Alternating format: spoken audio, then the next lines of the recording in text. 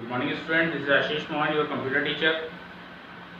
अपने last video में मैंने आपको बताया था कि आपका first chapter advance computer peripherals है, जिसमें हम लोगों ने सबसे पहले पढ़ा था LED monitors and wireless keyboard and mouse. LED monitors में मैंने आपको जैसे कि बताया था कि LED display the technology advancement of LCD display. LCD liquid crystal display diodes का advance form LED light emitted diodes है। ठीक। वायरलेस कीबोर्ड एंड माउस में आप लोगों ने जाना था कि वायरलेस होते हैं, इनकी एक रेंज होती है 10 फीट या 10 मीटर, इस तरीके से इनकी रेंज होती है। इतनी दूर से आप बैठ के अपने डिवाइस से अपने सिस्टम को कमांड एंड कंट्रोल दे सकते हो। ये इंफ्रारेड टेक्नोलॉजी, ब्लूटूथ, वाईफाई या रेडियो फ्रिक्वेंसी इन पे वर्क करते हैं। इनमें एक छोटा सा हब होता है जो आप अपने सीपीयू में इंसर्ट करते हो यूएसबी पोर्ट में, और ये डिवाइस आपके एक्सेस हो जाते हैं। इन डिवाइसेस में आप लोग को बैटरी यूज़ करनी पड़ती है। कॉमनली हम लोग अपने रिमोट्स में या अपने घड़ी में, क्लॉक में यूज़ करते हैं, वॉल क्लॉक्स में और अपने रिमोट्स में यूज़ करते हैं। वो सेल आपके इनमें इजेक्ट लगाए जाते हैं, ठीक, यूज़ किए जाते हैं। नेक्स्ट अब बात करते हैं हमारा थर्ड कॉन्सेप्ट है हाई स्पीड प्रोसेसर। अगर हम बात करते हैं हाई स्पीड प्रोसेसर की, तो कंप्यूटर में सबसे मेन इंपॉर्टेंट अगर कुछ पार्ट रहता है जो हमारे कंप्यूटर को वर्किंग कराने के लिए बहुत अच्छे से गाइड करता है, तो वो होता है हमारा प्रोसेसर। हमारा प्रोसेसर जितना अच्छा होगा उतना अच्छा हमारा कंप्यूटर वर्क करेगा। तो आज के टाइम में अगर सबसे अच्छे कंप्यूटर्स में सबसे अच्छा प्रोसेसर को यूज़ होता है तो वो होते हैं आई कोर। आई कोर में सबसे फास्टेस्ट और सबसे मॉडर्न, सबसे एडवांस फॉर्म्स जो हैं वो हैं i3, i5 एंड i7। आपके बेसिकली कंप्यूटर्स आजकल जितने भी सबसे अच्छे एडवांस कंप्यूटर्स आ रहे हैं उनमें आपका i3, i5 या i7 high speed processor use किया जाता है। इसके बाद आपका नेक्स्ट कॉन्सेप्ट है DDR3 रैम।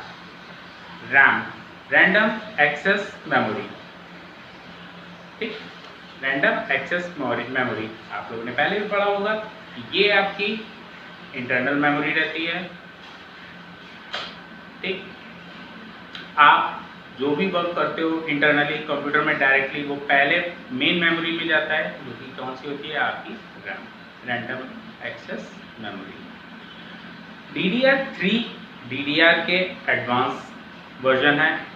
पहले DDR था, इसके बाद DDR2, DDR3, double data rate 3 random access memory, ये इसका फुल फॉर्म है। If questioner questions you what is the full form of DDR3 RAM, then you have to give answer explain in double data rate 3 random access memory। Clear? DDR3 की speciality क्या है? देखिए, अगर कोई data normally process होने में 8 second लेता है, अगर आप किसी चीज़ का कमांड देते हो वो 8 सेकंड लेता है, तो DDR3 अगर आपके सिस्टम में है तो उसकी स्पीड 8 टाइम्स फास्टर हो जाएगी। आपका वो कमांड, वो इंस्ट्रक्शन सिर्फ और सिर्फ 1 सेकंड में पूरा होगा। मतलब जो नॉर्मल DDR में 8 सेकंड ले रहा था, वही काम आपका सिर्फ और सिर्फ 1 सेकंड में हो जाएगा। ठीक, चलिए अब लास्ट वन इज ब्लू रे। ब्लू रे डिस्क देखने में सेम आपकी CD DVD की तरह होती है, 120 mm डायमीटर होता है। ठीक, और मैग्नेटिक टेप कोटिंग रहती है, बट इसकी स्पेशल फीचर क्या रहता है? इसका साइज, इसका मेमोरी साइज। DVD का साइज 4.7 GB तक रहता है, या बहुत ज़्यादा अच्छी आज के टाइम में 8.5 GB, 8.5 GB।